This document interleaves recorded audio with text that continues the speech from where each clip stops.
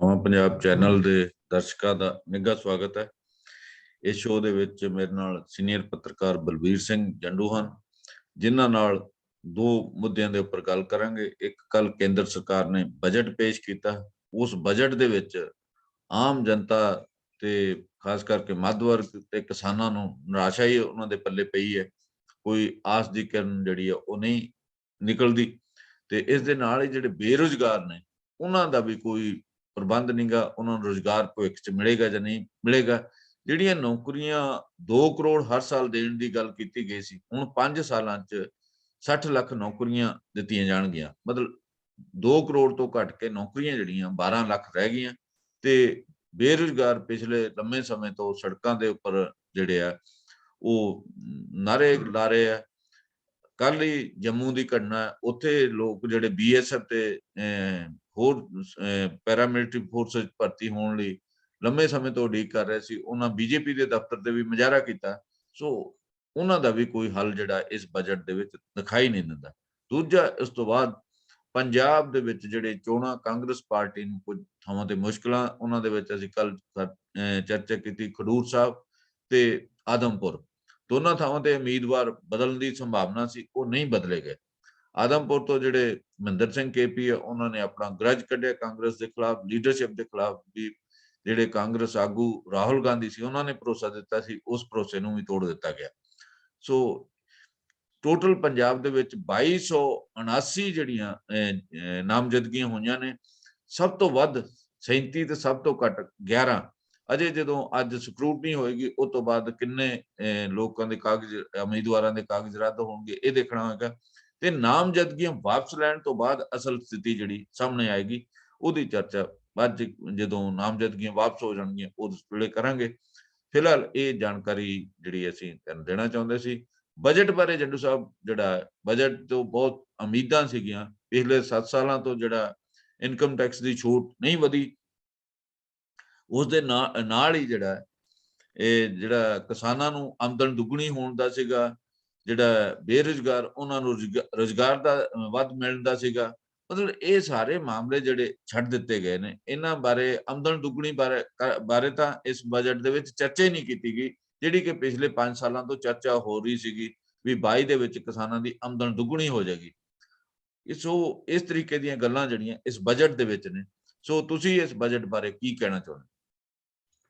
Budget ਦੇ ਬਾਰੇ ਜਿਸ ਤਰ੍ਹਾਂ ਅਸੀਂ ਦੇਖਦੇ ਹਾਂ ਕਿ ਪਿਛਲੇ ਲੰਮੇ ਸਮੇਂ 'ਚ ਜਦੋਂ ਵੀ ਬਜਟ ਆਉਣਾ ਹੁੰਦਾ ਸੀ ਤਾਂ ਖਾਸ ਕਰਕੇ ਜਿਹੜੇ ਮੁਲਾਜ਼ਮ ਸੀਗੇ, ਮੱਧਮ ਵਰਗ ਦੇ ਲੋਕ ਸੀਗੇ, ਦੂਸਰੇ ਕਿਸਾਨ ਸੀਗੇ, ਗਰੀਬ ਲੋਕ ਸੀਗੇ, ਤਾਂ ਉਹਨਾਂ ਨੂੰ ਬੜੀ ਆਸ ਹੁੰਦੀ ਸੀ ਕਿ ਇਸ ਬਜਟ 'ਚ ਸਾਨੂੰ ਕੁਛ ਨਾ ਕੁਛ ਰਾਹਤ ਮਿਲੇਗੀ ਔਰ ਲੋਕਾਂ ਨੂੰ ਇੱਕ ਬੜਾ ਉਤਸ਼ਾਹ ਹੁੰਦਾ ਸੀਗਾ ਬਜਟ ਦੇ ਲਈ। ਤਾਂ ਪਿਛਲੇ ਸਮੇਂ ਤੋਂ ਅਸੀਂ ਦੇਖਦੇ ਹਾਂ ਕਿ ਹੌਲੀ ਹੌਲੀ ਇਸ ਬਜਟ ਨੂੰ ਇੱਕ ਨਾਨ ਈਵੈਂਟ ਦੇ ਤੌਰ ਤੇ ਬਣਾ ਦਿੱਤਾ ਗਿਆ ਹੈਗਾ, ਜਿਹਦੇ ਵਿੱਚ ਕਿ ਆਮ ਆਦਮੀ ਨੂੰ ਆਪਣੇ ਲਈ ਕੁਝ ਵੀ ਨਜ਼ਰ ਨਹੀਂ ਆਉਂਦਾ। ਤੇ ਇਸ ਵਾਰ ਦਾ ਜਿਹੜਾ ਬਜਟ ਹੈ, ਕਿਉਂਕਿ ਪਹਿਲੇ ਜਿਹੜੇ ਬਜਟ ਪੇਸ਼ ਹੁੰਦੇ ਸੀਗੇ, ਸਾਡਾ ਪਲੈਨਿੰਗ ਕਮਿਸ਼ਨ ਸੀ ਤੇ 5 ਸਾਲ ਦੀ ਬਜਟ, ਜਿਹੜਾ 1 ਸਾਲ ਦੀ ਬਜਟ ਪੇਸ਼ ਹੁੰਦਾ ਸੀ, ਪਰ 5 ਸਾਲ ਦੀ ਪਲੈਨਿੰਗ ਹੁੰਦੀ ਸੀ। ਹੁਣ ਜਿਹੜਾ ਬਜਟ ਤਾਂ 1 ਸਾਲ ਦਾ ਹੁੰਦਾ, ਪਰ ਉਹਦੇ ਚ ਅਗਲੇ 25 ਸਾਲ ਦੀ ਗੱਲ ਕੀਤੀ ਜਾਂਦੀ ਹੈ। ਤਾਂ ਜਿਸ ਤਰ੍ਹਾਂ ਤੁਸੀਂ ਗੱਲ ਨੌਕਰੀਆਂ ਦੀ ਕੀਤੀ ਹੈ ਕਿ ਜਿਸ ਤਰ੍ਹਾਂ 2 ਕਰੋੜ ਦੀ ਇਹਨਾਂ ਨੇ ਗੱਲ ਕਹੀ ਸੀਗੀ, ਤਾਂ ਉਹਦੇ ਤੇ ਹੁਣ ਜਿਹੜੀ ਹੈ ਅਗਲੇ 5 ਸਾਲਾਂ 'ਚ 60 ਲੱਖ ਨੌਕਰੀਆਂ ਦੇਣੀਆਂ, ਉਹ 12 ਲੱਖ ਤੇ ਗੱਲ ਆ ਕੇ ਰੁਕ ਗਈ। ਔਰ ਇਸ ਤਰ੍ਹਾਂ ਜਿਹੜੀ ਇਨਕਮ ਟੈਕਸ ਵਿੱਚ ਛੋਟ ਦੀ ਗੱਲ ਹੁੰਦੀ ਸੀਗੀ, ਖਾਸ ਕਰਕੇ ਜਿਹੜੇ ਸੈਲਰੀ ਕਲਾਸ ਸੀਗੇ ਉਹਨਾਂ ਨੂੰ ਇਸ ਤੋਂ ਬੜੀ ਆਸ ਹੁੰਦੀ ਸੀਗੀ ਕਿ ਹਰ ਬਜਟ ਵਿੱਚ ਕਿ ਕੁਛ ਨਾ ਕੁਛ ਸਹੂਲਤ ਉਹਨਾਂ ਲਈ ਹੋਏਗੀ, ਉਹ ਵੀ ਉਹਨਾਂ ਨੂੰ ਕੋਈ ਸਹੂਲਤ ਨਹੀਂ ਮਿਲੀ। ਫਿਰ ਦੂਸਰੇ ਪਾਸੇ ਜਿਹੜੀ ਇਹ ਕਿਸਾਨੀ ਹੈ, ਕਿਸਾਨੀ ਦੇ ਜਿਸ ਤਰ੍ਹਾਂ ਐਡਾ ਲੰਬਾ ਅੰਦੋਲਨ ਹੋਇਆ ਔਰ ਜਿਸ ਤਰ੍ਹਾਂ ਦੀ ਸਰਕਾਰ ਨੇ ਕਮਿਟਮੈਂਟ ਕੀਤੀ ਸੀ ਕਿਸਾਨਾਂ ਦੇ ਨਾਲ, ਜਿਹੜੇ ਬਿੱਲ ਕਾਨੂੰਨ ਵਾਪਸ ਹੋਣ ਤੋਂ ਬਾਅਦ ਜਿਹੜੇ 5 ਹੋਰ ਮਸਲੇ ਸੀਗੇ, ਉਹਨਾਂ ਦੇ ਸੰਬੰਧ 'ਚ ਵੀ ਕੋਈ ਕਿਸੇ ਤਰ੍ਹਾਂ ਦਾ ਇਹਦੇ ਵਿੱਚ ਜ਼ਿਕਰ ਨਹੀਂ ਆਇਆ। MSP ਲਈ ਜਿਹੜੀ ਅੱਗੇ ਸਗੋਂ ਰਕਮ ਰੱਖੀ ਜਾਂਦੀ ਸੀ, ਉਹਦੇ ਤੋਂ ਵੀ ਘਟ ਗਈ ਹੈ। ਖਾਦਾਂ ਤੇ ਸਬਸਿਡੀ ਜਿਹੜੀ ਸੀ ਉਹ ਵੀ ਘਟਾ ਦਿੱਤੀ ਗਈ ਹੈ।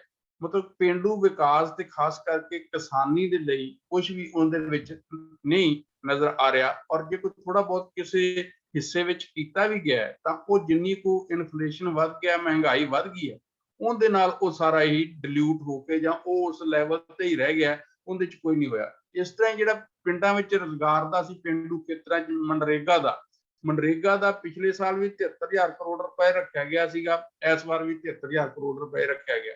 ਪਿਛਲੀ ਵਾਰ ਬੇਸ਼ੱਕ ਜਿਹੜਾ ਰਿਵਾਈਜ਼ ਬਜਟ ਸੀਗਾ ਉਹਦੇ 'ਚ ਉਹਨੂੰ ਲੱਖ ਰੁਪਏ ਤੱਕ ਲੈ ਕੇ ਗਏ ਸੀ, ਪਰ 98,000 ਕਰੋੜ ਹੀ ਜਿਹੜੇ ਖਰਚ ਹੋਏ। ਪਰ ਇਸ ਵਾਰ ਵੀ ਫਿਰ ਜਿਹੜਾ 98,000 ਕਰੋੜ ਤੱਕ ਹੀ ਰੱਖਣਾ ਸੀ ਜਿੱਥੇ ਉਸ ਲੈਵਲ ਤੇ, ਉਹਨੂੰ ਵੀ 73,000 ਕਰੋੜ ਤੇ ਰੱਖਿਆ ਗਿਆ। ਇਸ ਤਰ੍ਹਾਂ ਹੀ ਜਿਹੜਾ ਨਿਊਟ੍ਰੀਸ਼ਨ ਲਈ ਸੀਗਾ ਬੱਚਿਆਂ ਦੇ ਕੋਈ ਖਾਸ ਕਰਕੇ, ਉਹਦੇ ਵਿੱਚ ਵੀ ਜਿਹੜਾ ਅੱਗੇ 60,000 ਕਰੋੜ ਸੀ, ਇਸ ਵਾਰ ਉਹ 42,000 ਕਰੋੜ ਕਰ ਦਿੱਤਾ ਗਿਆ। ਸੋ ਇਸ ਕਰਕੇ ਮਤਲਬ ਕੋਈ ਵੀ ਹਿੱਸਾ ਸਮਾਜ ਦਾ ਐਸਾ ਨਹੀਂ ਹੈ ਜਿੰਦੇ ਲਈ ਕਿਤੇ ਵੀ ਕੁਝ ਕੀਤਾ ਗਿਆ ਹੋਵੇ।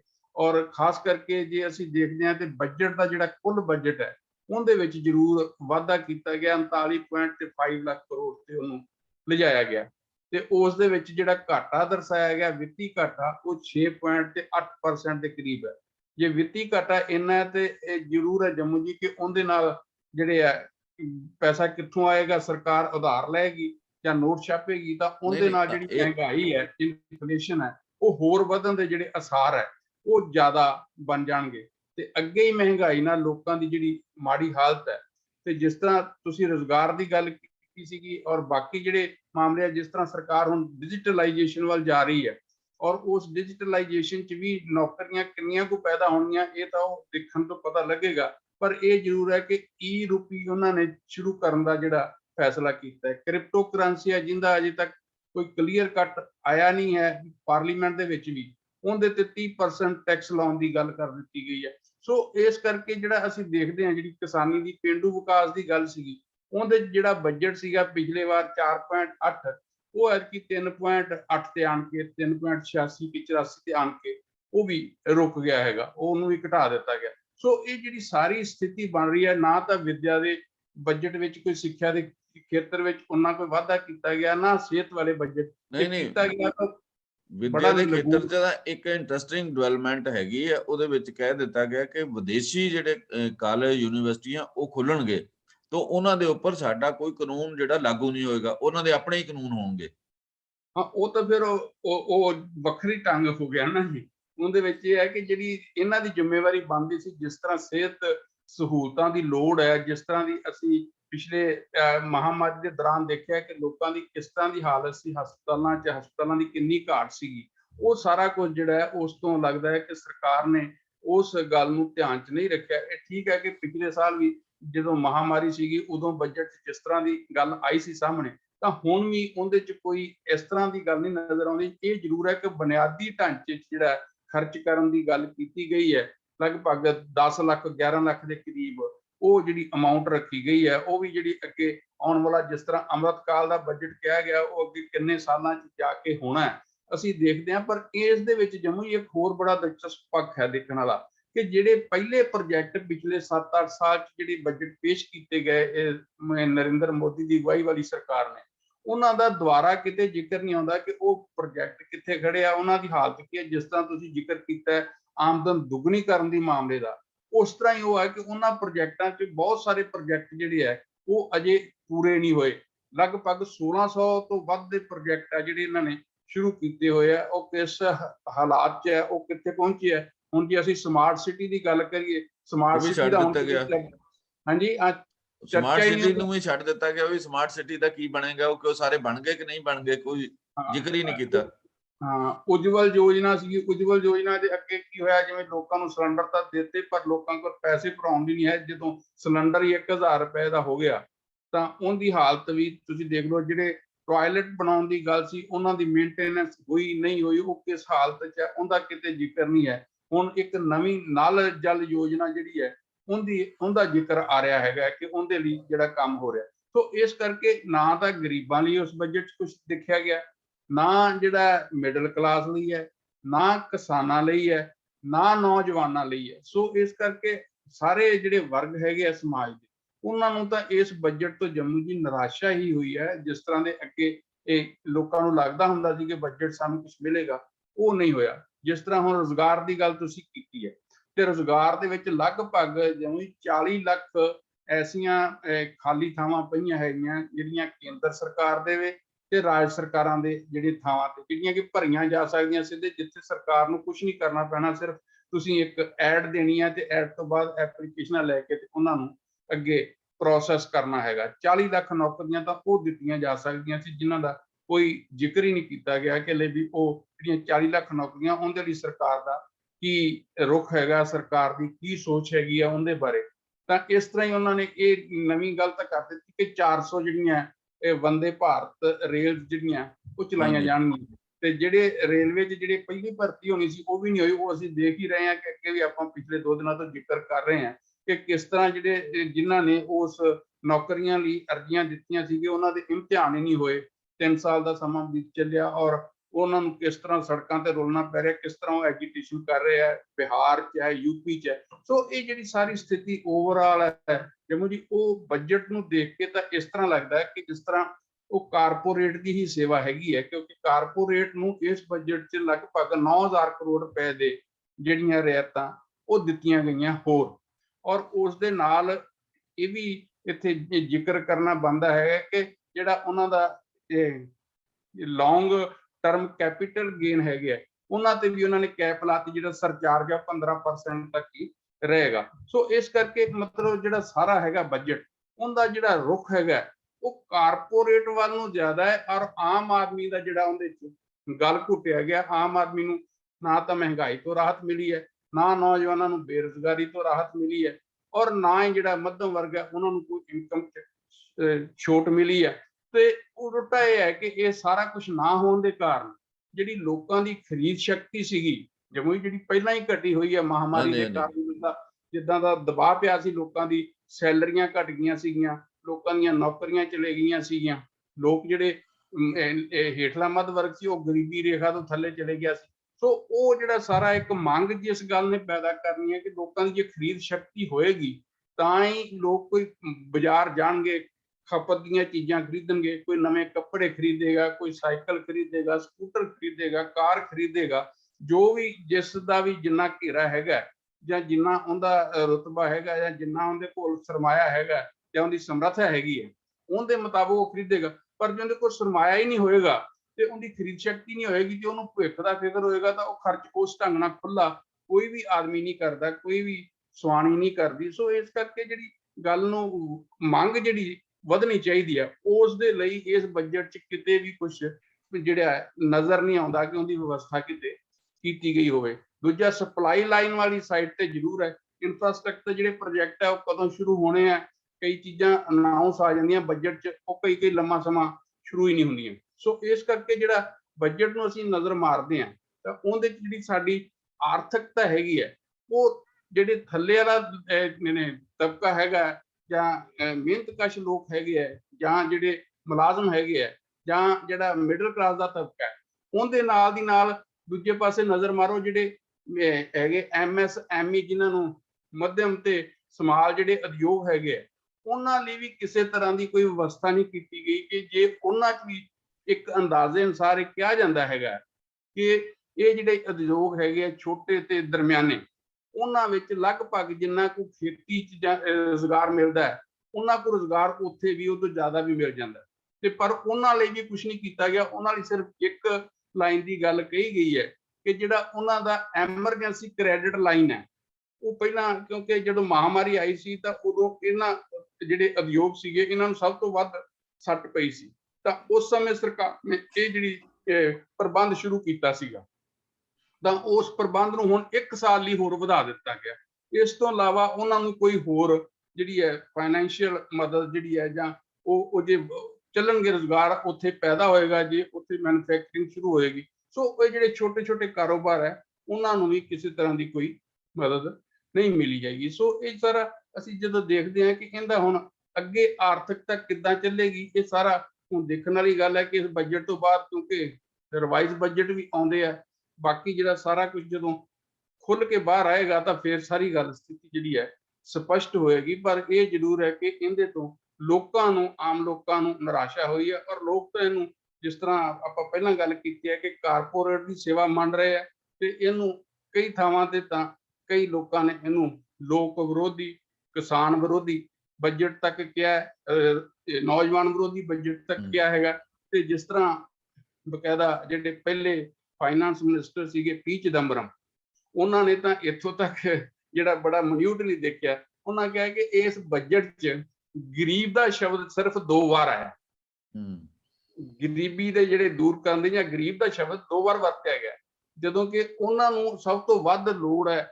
ਔਰ ਹਾਊਸਿੰਗ ਦੀ ਕੋਈ ਗੱਲ ਜਿਹੜੀ ਆਈ ਵੀ ਹੈ, ਉਹ ਵੀ ਜਿਹੜੀ ਗਿਣਤੀ 'ਚ ਪਹਿਲਾਂ 6 ਕਰੋੜ ਹਾਊਸ ਦੀ ਗੱਲ ਆਉਂਦੀ ਸੀ, ਉਹ ਗੱਲ ਕਿਤੇ ਨਜ਼ਰ ਨਹੀਂ ਆਈ। 2015 ਦੇ ਬਜਟ ਦੇ ਵਿੱਚ 6 ਕਰੋੜ ਹਾਊਸਿੰਗ ਦੀ ਸੀਗੀ, ਹੁਣ ਜਿਹੜੀ ਉਹ ਬਹੁਤ ਘਟਾ ਦਿੱਤੀ ਗਈ ਹੈ, ਤੋ ਜਿਹੜੀ ਹੈ 90,000 ਰਹਿ ਗਈ ਹੈ।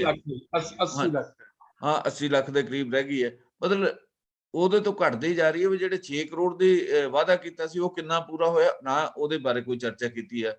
ਸੋ ਕੁੱਲ ਮਿਲਾ ਕੇ ਜਿਹੜਾ ਇਹ ਕੇਂਦਰੀ ਬਜਟ ਹੈ, ਇਹਨੂੰ 25 ਸਾਲਾਂ ਲਈ, ਅਗਲੇ ਜਿਹੜਾ ਆਜ਼ਾਦੀ ਦੇ ਜਦੋਂ 100 ਸਾਲ ਲਈ ਹੋ ਜਾਣਗੇ, ਉਦੋਂ ਦਾ ਇੱਕ ਦਸਤਾਵੇਜ਼ ਇਹਨੂੰ ਕਿਹਾ ਜਾਂਦਾ। ਪਰ ਦਸਤਾਵੇਜ਼ ਤੋਂ ਲੋਕਾਂ ਨੂੰ ਕਿਸੇ ਕਿਸਮ ਦੀ ਜਿਹੜੀ ਹੈ ਰਾਹਤ ਨਹੀਂ ਮਿਲਣੀ। ਜੋ ਤੱਥ ਜਿਹੜੇ ਸਾਹਮਣੇ ਆ ਰਹੇ ਲੋਕਾਂ ਨੂੰ ਤਾਂ ਹੁਣ ਜਿਹੜੀ ਫੌਰੀ ਰਾਹਤ ਚਾਹੀਦੀ ਸੀ, ਉਹ ਤਾਂ ਕਿਸੇ ਨੂੰ ਨਹੀਂ ਨਾ ਮਿਲੀ। ਹਾਂਜੀ, ਸੋ ਇਹ 25 ਸਾਲਾਂ ਦਾ ਜਿਹੜਾ ਦਸਤਾਵੇਜ਼ ਹੈ ਨਾ, ਇਹ ਮੈਨੂੰ ਨਹੀਂ ਲੱਗਦਾ ਕਿਸੇ ਕਿਨਾਰੇ ਤੇ ਲੈ ਕੇ ਜਾਏਗਾ, ਸਗੋਂ ਉਹਨਾਂ ਲਈ ਹੋਰ ਸਮੱਸਿਆਵਾਂ ਵਧਣਗੀਆਂ। ਤੇ ਸਾਰਾ ਜਿਹੜਾ ਇਹਨੂੰ ਕਾਰਪੋਰੇਟ ਬਜਟ ਹੀ ਦੱਸਿਆ ਜਾ ਰਿਹਾ, ਤੇ ਇਸ ਕਾਰਪੋਰੇਟ ਬਜਟ ਨਾਲ ਕਾਰਪੋਰੇਟਾਂ ਨੂੰ ਤਾਂ ਖੁੱਲ ਮਿਲ ਗਈ ਹੈ। ਕਾਰਪੋਰੇਟ ਇਸ ਕਰਕੇ ਵੀ ਦੱਸਿਆ ਜਾ ਰਿਹਾ ਹੈ ਕਿ ਦੇਖੋ ਜਿਹੜੀਆਂ ਕਾਰਗੋ ਜਿਹੜੀਆਂ ਹੈਗੀਆਂ, ਉਹਨਾਂ ਦੀ ਜਿਹੜੀ ਸਟੇਸ਼ਨ ਬਣਨੇ ਆ, ਉਹਨਾਂ ਲਈ ਪ੍ਰਬੰਧ ਹੈ, ਫਿਰ ਪੋਰਟਸ ਲਈ ਹੈ, 에ਅਰਪੋਰਟਸ ਲਈ ਹੈ, ਇਹ ਸਾਰਾ ਕੁਝ ਜੋ ਹੈਗਾ ਇਹ ਉਹਨਾਂ ਦੀ ਸਟੇਟ ਲਈ ਹੈ ਨਾ। ਸਾਰਾ ਕੁਝ ਜੇ ਫਾਸਟ ਟ੍ਰੇਨ ਗੱਡੀਆਂ ਦੀ ਵੀ ਗੱਲ ਹੈ, ਉਹ ਸਾਰਾ ਕੁਝ ਕਾਰਗੋ ਸਟੇਸ਼ਨ ਜਿਹੜੇ ਬਣਨੇ ਆ, ਉਹ ਤਾਂ ਨੈਚੁਰਲੀ ਹੈ ਕਿ ਉਹ ਉਹਨਾਂ ਦੀ ਵਰਤੋਂ ਉਹੀ ਕਰਨਗੇ। ਐਕਸਪ੍ਰੈਸ ਵੇ ਵੀ ਜਿਹੜੇ ਬਣਨੇ ਹੈਗੇ ਆ, 25,000 ਕਿਲੋਮੀਟਰ ਦੇ ਕਰੀਬ ਐਕਸਪ੍ਰੈਸ ਵੇ ਦੀ ਗੱਲ ਆਈ ਹੈ। ਸੋ ਇਹਦੇ ਤੇ ਜਿਹੜੀ ਤੁਸੀਂ ਚਰਚਾ ਕੀਤੀ ਕਿਸਾਨੀ ਅੰਦੋਲਨ ਦਾ, ਠੀਕ ਹੈ, ਪਰ ਕਿਸਾਨਾਂ ਨੂੰ ਇਹਦੇ ਤੋਂ ਕੋਈ ਕਿਸੇ ਕਿਸਮ ਦਾ ਫਾਇਦਾ ਨਹੀਂ, ਸਗੋਂ ਨੁਕਸਾਨ ਹੀ ਹੋਏਗਾ। ਜਿਹੜੇ ਵੱਖ-ਵੱਖ ਕਿਸਾਨੀ ਨਾਲ ਸੰਬੰਧਿਤ ਹੈੱਡ ਸੀ, ਉੱਥੋਂ ਸਾਰਿਆਂ ਚੋਂ ਪੈਸਾ ਘਟਾਇਆ ਗਿਆ। ਸੋ ਇਸ ਕਰਕੇ ਆਮਦਨ ਦੁੱਗਣੀ ਕਰਨ ਦਾ ਤਾਂ ਇੱਕ ਸੁਪਨਾ ਜਿਹੜਾ ਉਹ ਰਹਿ ਗਿਆ, ਹੋਰ ਉਹ ਸੁਪਨੇ ਤੋਂ ਵੱਧ ਕੁਝ ਨਹੀਂ ਗਿਆ ਉਹਦੇ 'ਚ। ਸੋ ਉਹਦੇ ਤੇ ਜੰਮੂ ਜੀ ਮੈਂ ਦੱਸਿਆ ਹੀ ਹੈ ਕਿ ਵੀ ਉਹਨਾਂ ਨੇ ਬਜਟ ਜਿਹੜਾ ਪਿਛਲਾ ਬਜਟ ਸੀਗਾ, ਉਹਦੇ ਤੋਂ ਘਟਾ ਦਿੱਤਾ ਜਿਹੜਾ ਖੇਤੀ ਦਾ ਬਜਟ ਸੀ। ਸਿਹਤ, ਸਿੱਖਿਆ, ਕਿਸਾਨੀ, ਸਾਰਿਆਂ ਜਿਹੜਾ ਪਾਸੇ ਪੈਸਾ ਜਿਹੜਾ ਘਟਾਇਆ ਗਿਆ। ਇਸ ਕਰਕੇ ਆਉਣ ਵਾਲੇ ਸਮੇਂ ਦੇ ਵਿੱਚ ਦੇਸ਼ ਦੇ ਵਿੱਚ ਮੈਂ ਸਮਝਦਾ ਕਿ ਅੰਦੋਲਨ ਨਹੀਂ ਹੋਣਗੇ। ਜਿਹੜੇ ਬੇਰੁਜ਼ਗਾਰ ਆ, ਜਿਨ੍ਹਾਂ ਨੂੰ ਨਿਰਾਸ਼ਾ ਦਾ ਆਲਮ 'ਚ ਰਹਿ ਰਿਹਾ, ਉਹਨਾਂ ਲਈ ਵੀ ਸਮੱਸਿਆਵਾਂ ਹੋਰ ਵਧਣਗੀਆਂ। ਇਸ ਕਰਕੇ ਇਸ ਬਜਟ ਤੋਂ ਕੋਈ ਦਿਸ਼ਾ ਮਿਲੇਗੀ, ਭਾਵੇਂ ਕਿ ਪ੍ਰਧਾਨ ਮੰਤਰੀ ਨੇ ਕਿਹਾ ਕਿ ਅੱਜ ਉਹ 11 ਵਜੇ ਇਹਦੇ ਬਾਰੇ ਚਾਨਣਾ ਪਾਉਣਗੇ। ਚਾਨਣਾ ਤਾਂ ਮੇਰੇ ਖਿਆਲ ਕੀ ਪਏਗਾ, ਸਗੋਂ ਹੋਰ ਹਨੇਰਾ ਜਿਹੜਾ ਮੇਰੇ ਖਿਆਲ ਵਧੇਗਾ। ਸੋ ਇਸ ਤਰੀਕੇ ਨਾਲ ਇਹ ਬਜਟ ਹੈ। ਬਜਟ ਪ੍ਰਧਾਨ ਮੰਤਰੀ ਦਾ ਜੰਮੂ ਜੀ ਇਸ ਬਜਟ ਨੂੰ ਗਰੋਥ ਓਰੀਐਂਟਡ ਬਜਟ ਕਹਿ ਰਹੇ ਆ ਨਾ। ਉਹ ਤਾਂ ਸਾਡੇ ਦੇਸ਼ ਦੇ ਵਿੱਚ ਵੀ ਕੁਝ ਅਰਥ ਸ਼ਾਸਤਰੀ ਨੇ ਜਿਹੜੇ ਇਹਨੂੰ ਬੜਾ ਕਮਾਲ ਦਾ ਬਜਟ ਦੱਸਦੇ, ਜਿਹੜੇ ਕਾਰਪੋਰੇਟ ਪੱਖੀ ਨੇ। ਸੋ ਇਹ ਕੁੱਲ ਮਿਲਾ ਕੇ ਨਾ ਪੱਖੀ ਜਿਹੜਾ ਇੱਕ ਰੁਝਾਨ ਜਿਹੜਾ ਉਹਨੂੰ ਹੋਰ ਅੱਗੇ ਵਧਾਉਣ ਦਾ ਕੰਮ ਕਰੇਗਾ, ਜਿਹਦੇ ਨਾਲ ਕਿਸੇ ਨੂੰ ਰਾਹਤ ਨਹੀਂ ਮਿਲੇਗੀ। ਇਹਦੇ ਨਾਲ ਜੰਮੂ ਜੀ ਲੋਕਾਂ ਦੇ ਵਿੱਚ ਹੋਰ ਅਨਰੈਸਟ ਜਿਹੜੀ ਆ ਉਹ ਫੈਲੇਗੀ, ਹੋਰ ਅੰਦੋਲਨ ਹੋਣ ਵੱਲ ਨੂੰ ਗੱਲ ਜਿਹੜੀ ਆ ਜ਼ਿਆਦਾ ਵਧੇਗੀ। ਜਿਹੜੇ ਬਾਕੀ ਸੈਕਸ਼ਨ ਆ ਜਿਨ੍ਹਾਂ ਤੇ ਇਹਦੀ ਮਾਰ ਪੈਣੀ ਹੈ, ਜਦੋਂ ਇਨਫਲੇਸ਼ਨ ਵਧਣਾ, ਜੇ ਅਸੀਂ ਗੱਲ ਕਰੀਏ ਇਨਫਲੇਸ਼ਨ ਦੀ ਜਾਂ ਮਹਿੰਗਾਈ ਦੀ, ਤਾਂ ਉਹਦੇ ਵਿੱਚ ਬਕਾਇਦਾ ਬਜਟ ਕਿਹਾ ਗਿਆ ਕਿ $70-75 ਤੇ ਜੇ ਉਹ ਕੀਮਤ ਰਹਿੰਦੀ ਹੈ ਤੇ ਤਾਂ ਹੈ, ਅਦਰਵਾਈਜ਼ ਕੀਮਤਾਂ ਜਿਹੜੀਆਂ ਵਧਣੀਆਂ ਸ਼ੁਰੂ ਹੋ ਜਾਣੀਆਂ ਤੇਲ ਦੀਆਂ ਜਾਂ ਪੈਟਰੋਲ ਦੀਆਂ, ਗੈਸ ਦੀਆਂ। ਦੇਖੋ ਤੇਲ ਦੀਆਂ ਕੀਮਤਾਂ ਤਾਂ ਇਹਨਾਂ ਨੇ ਜਿਹੜਾ ਅਕਤੂਬਰ ਮਹੀਨੇ ਦੇ ਵਿੱਚ 2 ਰੁਪਏ ਡੀਜ਼ਲ ਵਧਾਉਣਾ ਹੈ, ਥੋੜਾ ਪੈਟਰੋਲ ਵੀ ਵਧੇਗਾ। ਤੇ ਜਿਹੜਾ ਬਜਟ ਘਟਾ ਹੈ ਉਹਦੇ ਵਿੱਚ ਕਾਫੀ ਗੈਪ ਹੈ। ਇੱਕ ਤਾਂ ਇਹਨਾਂ ਨੇ ਕਰਜ਼ਾ ਲੈ ਲਿਆ, ਪਰ ਇਹਦੇ ਵਿੱਚ ਟੈਕਸ ਹੋਰ ਲੱਗਣਗੇ ਉਸ ਜਿਹੜਾ ਗੈਪ ਨੂੰ ਪੂਰਾ ਕਰਨ ਲਈ। ਸੋ ਕੁੱਲ ਮਿਲਾ ਕੇ ਬਜਟ ਤਾਂ ਇਸ ਤਰੀਕੇ ਇਸ ਦਿਸ਼ਾ ਵੱਲ ਜਾਂਦਾ ਹੈ। 7% ਦੇ ਕਰੀਬ 6.89% ਬਣਦਾ ਹੈ। ਹਾਂਜੀ ਹਾਂਜੀ, ਉਹਦੇ ਲਈ ਕਰਜ਼ਾ ਹੀ ਲੈਣਾ ਪਏਗਾ ਨਾ, ਮਾਰਕੀਟ ਚੋਂ ਕਰਜ਼ੇ ਦਾ ਤੇ ਇਹਨਾਂ ਕਹਿਤਾ ਵੀ 11 ਲੱਖ ਕਰੋੜ ਦਾ ਅਸੀਂ ਕਰਜ਼ਾ ਲਵਾਂਗੇ, ਪਰ ਜਿਹੜਾ ਫਿਰ ਵੀ ਗੈਪ ਜਿਹੜਾ ਫਿਰ ਵੀ ਰਹੇਗਾ, ਉਹ ਗੈਪ ਜਿਹੜਾ ਟੈਕਸਾਂ ਰਾਹੀਂ ਹੀ ਭਰਿਆ ਜਾਏਗਾ। ਤੋ ਉਹਦੇ ਵਿੱਚ ਤੇਲ ਦੇ ਉੱਪਰ 2 ਰੁਪਏ ਜਿਹੜੇ ਵਧਾਉਣਾ, ਉਹ ਵੀ ਇੱਕ ਪੈਸਾ ਇਕੱਠਾ ਕਰਨ ਦਾ ਹੀ ਸਾਧਨ ਹੋਏਗਾ ਨਾ। ਸੋ ਬਜਟ ਤੋਂ ਬਾਅਦ ਜਿਹੜੀ ਆ ਅਸੀਂ ਇਹਦੇ ਤੇ ਹੋਰ ਕਈ ਪੱਖਾਂ ਦੇ ਇਹਦੇ ਤੇ ਚਰਚਾ ਕੀਤੀ ਜਾ ਸਕਦੀ। ਇਹਦੇ ਤੋਂ ਬਾਅਦ ਪੰਜਾਬ ਵੱਲ ਆਉਂਦੇ ਕਿ ਪੰਜਾਬ ਦੇ ਵਿੱਚ ਕੱਲ ਨੋਮੀਨੇਸ਼ਨ ਨਾਮਜ਼ਦਗੀਆਂ ਦਾ ਆਖਰੀ ਦਿਨ ਸੀਗਾ। ਆਖਰੀ ਦਿਨ ਦੇ ਵਿੱਚ ਕੁੱਲ ਜਿਹੜੀਆਂ ਨਾਮਜ਼ਦਗੀਆਂ 2279 ਹੋ ਗਈਆਂ ਨੇ, ਤੇ ਹਰੇਕ ਹਲਕੇ ਦੇ ਵਿੱਚ 1 ਦਰਜਨ ਤੋਂ ਵੱਧ ਉਮੀਦਵਾਰ ਨੇ, ਤੇ ਸਭ ਤੋਂ ਵੱਧ ਜਿਹੜੇ 37 ਉਮੀਦਵਾਰ ਲਹਿਰਾ ਹਲਕੇ ਦੇ ਵਿੱਚ ਨੇ। ਸੋ ਅਜੇ ਅੱਜ ਜਿਹੜੀ ਸਕਰੂਟਨੀ ਹੋਏਗੀ, ਕੱਲ ਨੂੰ ਜਿਹੜੀ ਆ ਜਿੰਨਾ ਚਿਰ ਵਿਦਡਰਾਵਲ ਨਹੀਂ ਹੋ ਜਾਂਦੀ, ਉਹਦੇ ਤੋਂ ਬਾਅਦ ਹੀ ਸਥਿਤੀ ਜਿਹੜੀ ਸਾਹਮਣੇ ਆਏਗੀ ਵੀ ਇੱਕ ਹਰੇਕ ਹਲਕੇ ਦੇ ਵਿੱਚ ਕਿੰਨੇ ਉਮੀਦਵਾਰ ਰਹਿਣਗੇ।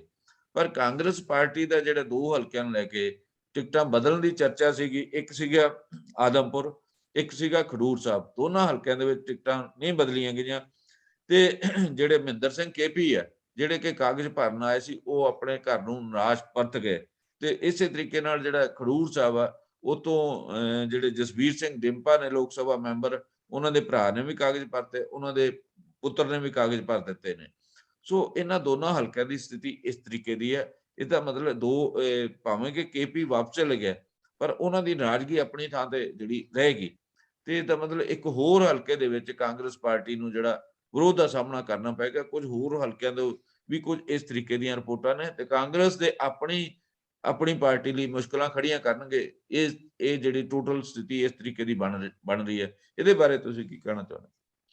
ਜੰਮੂ ਜੀ, ਆਪਾਂ ਪਿਛਲੇ 2 ਦਿਨ ਤੋਂ ਲਗਾਤਾਰ ਹੀ ਆਪਾਂ ਇਹਨੂੰ ਚਰਚਾ 'ਚ ਲੈ ਰਹੇ ਹੈਗੇ ਆ, ਤਾਂ ਉਹ ਜਿਹੜੀ ਸਥਿਤੀ ਆ ਉਹ ਕੋਈ ਸੁਧਰਨ ਦੀ ਥਾਂ ਤੇ ਵਿਗੜ ਹੀ ਰਹੀ ਹੈ। ਹੁਣ ਜਿਸ ਤਰ੍ਹਾਂ ਚਰਨਜੀਤ ਸਿੰਘ ਚੰਨੀ ਉਹਨਾਂ ਨੇ ਜਾਂ ਰਾਹੁਲ ਗਾਂਧੀ ਉਹਨਾਂ ਨੇ ਮਹਿੰਦਰ ਸਿੰਘ ਕੇਪੀ ਉਹਨਾਂ ਨੂੰ ਭਰੋਸਾ ਦਿੱਤਾ ਸੀਗਾ, ਤਾਂ ਉਹਨਾਂ ਨੂੰ ਸੀਗਾ ਕਿ ਵੀ ਮੈਨੂੰ ਮਤਲਬ ਟਿਕਟ ਮਿਲ ਜਾਏਗੀ, ਤਾਂ ਉਹ ਇਸ ਤਿਆਰੀ ਨਾਲ ਉੱਥੇ ਗਏ। ਉਹਨਾਂ ਨੇ ਆਜ਼ਾਦ ਉਮੀਦਵਾਰ ਦੇ ਤੌਰ ਤੇ ਜਿਹੜੀ ਕਾਗਜ਼ ਭਰੀ ਦੇ ਉਹ ਨਹੀਂ ਸੀ ਲੈ ਕੇ ਗਏ। ਉਹਨਾਂ ਨੂੰ ਇਹ ਕਿਹਾ ਗਿਆ ਕਿ ਤੁਸੀਂ ਉੱਥੇ ਪਹੁੰਚੋ ਚੋਣ ਅਧਿਕਾਰੀ ਦੇ ਕੋਲ, ਤੇ ਤੁਹਾਡੇ ਕੋਲ ਜਿਹੜਾ ਪਾਰਟੀ ਵੱਲੋਂ ਸਿੰਬਲ ਲਈ ਇੱਕ ਫਾਰਮ ਭਰਿਆ ਜਾਂਦਾ ਨਾਲ, ਉਹ ਤੁਹਾਡੇ ਕੋਲ ਪਹੁੰਚ ਜਾਏਗਾ। ਉਹਨਾਂ ਕੋਲ ਉਹ ਫਾਰਮ ਹੀ ਨਹੀਂ ਪਹੁੰਚਿਆ। ਉਹਨਾਂ ਨੇ ਜਦੋਂ ਆਪਣੀ ਗੱਲ ਦੱਸੀ ਸਾਰੀ ਮੀਡੀਆ ਨਾਲ ਗੱਲ ਕਰਦਿਆਂ ਕਿ ਕਿਸ ਤਰ੍ਹਾਂ ਮੈਨੂੰ ਜਲੀਲ ਕੀਤਾ ਗਿਆ, ਕਿ ਮੈਨੂੰ ਕਿਹਾ ਗਿਆ ਤੇ ਮੈਂ ਉੱਥੇ ਜਾ ਕੇ ਬੈਠਾ ਵੇਟ ਕਰ ਰਿਹਾ, ਤੇ ਬਾਅਦ ਚ ਉੱਥੇ ਜਦੋਂ ਨਹੀਂ ਆਇਆ ਤਾਂ ਮੇਰੇ ਕੋਲ ਕੋਈ ਚਾਰਾ ਹੀ ਨਹੀਂ ਸੀ ਉੱਥੋਂ ਵਾਪਸ ਆਉਣ ਦਾ। ਤੇ ਜਿਹੜੇ ਸੁਖਜਿੰਦਰ ਸਿੰਘ ਕੋਟਲੀ ਹੈ, ਉਹਨਾਂ ਨੇ ਉੱਥੇ ਆਪਦੇ, ਕਿਉਂਕਿ ਉਹਨਾਂ ਕੋਲ ਉਹ ਫਾਰਮ ਸੀਗਾ ਜਿਹੜਾ ਪਾਰਟੀ ਵੱਲੋਂ ਮਿਲਣਾ ਹੁੰਦਾ ਚੋਣ ਨਿਸ਼ਾਨ ਦਾ, ਉਹਨਾਂ ਨੇ ਉਹ ਆਪਦੇ ਉੱਥੇ ਕਾਗਜ਼ ਭਰੇ।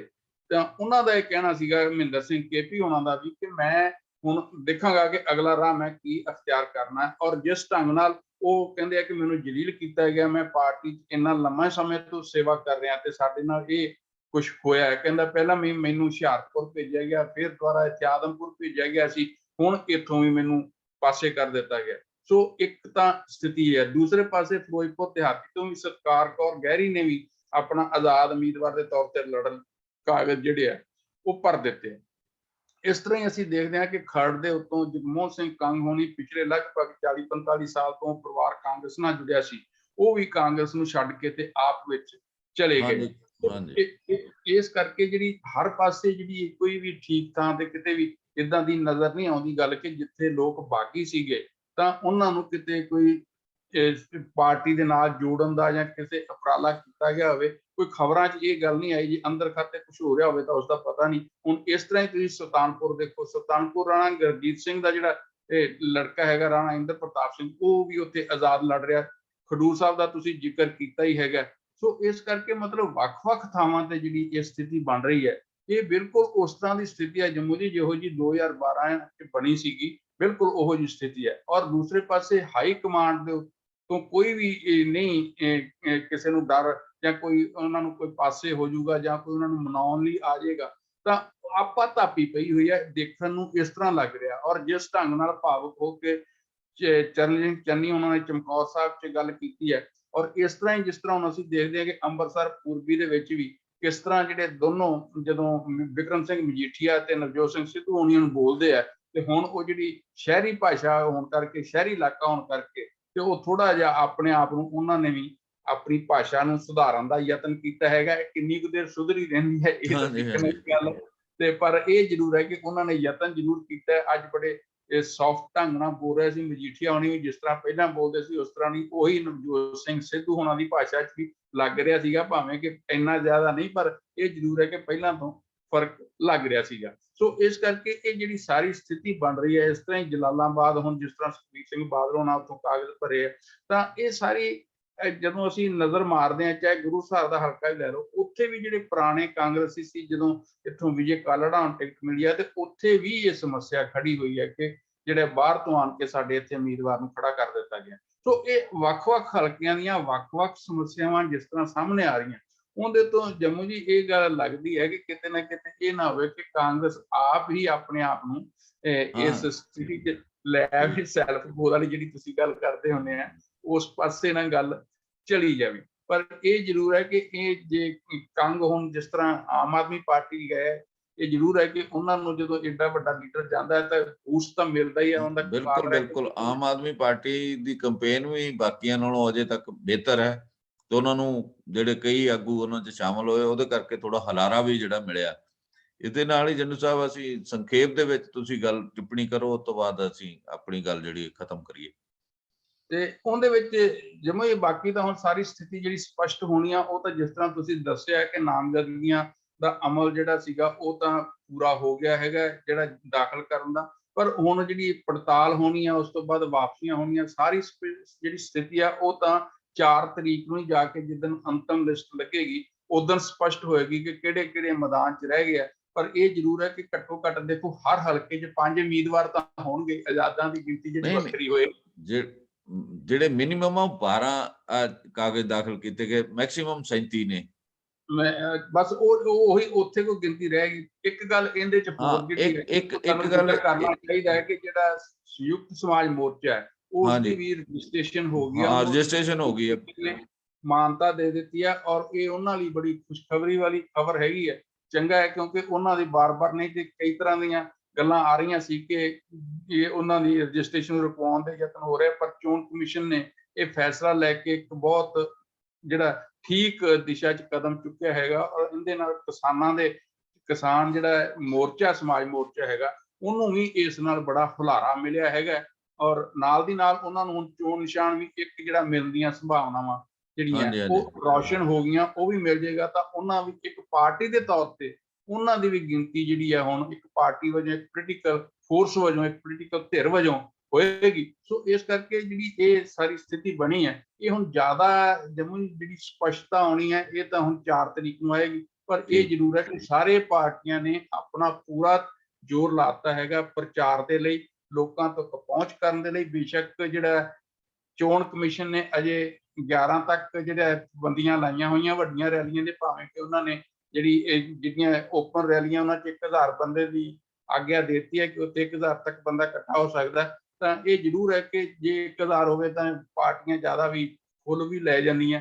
ਤੇ ਇਹ ਹੈ ਕਿ ਪ੍ਰਚਾਰ ਦਾ ਜਿਹੜਾ ਪਹਿਲਾਂ ਵਰਗਾ ਰੰਗ ਢੰਗ ਹੁੰਦਾ ਸੀਗਾ ਪਹਿਲੇ ਇਲੈਕਸ਼ਨਾਂ 'ਚ ਅਸੀਂ ਦੇਖਦੇ ਰਹੇ, ਉਹ ਅਜੇ ਬਣਨ ਨੂੰ ਲੱਗਦਾ ਹੈ ਕਿ ਕੁਝ ਦਿਨ ਲੱਗਣ। ਚਲੋ, ਇਸ ਦੇ ਨਾਲ ਹੀ ਅਸੀਂ ਆਪਣੇ ਦਰਸ਼ਕਾਂ ਕੋਲੋਂ ਆਗਿਆ ਲੈਂਦੇ ਹਾਂ। ਧੰਨਵਾਦ, ਕੱਲ ਫਿਰ ਮਿਲਾਂਗੇ। ਧੰਨਵਾਦ।